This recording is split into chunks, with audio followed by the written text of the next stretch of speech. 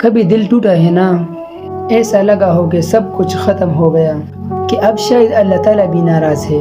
اللہ تعالیٰ وہ ذات ہے جو سجدے میں گرنے والوں کو اٹھا لیتا ہے اور توبہ کرنے والے کو گلے لگا لیتا ہے۔ قرآن مجید میں آتا ہے لا تقنطوا من رحمت اللہ، اللہ تعالیٰ کی رحمت سے نا امید نہ ہو جاؤ۔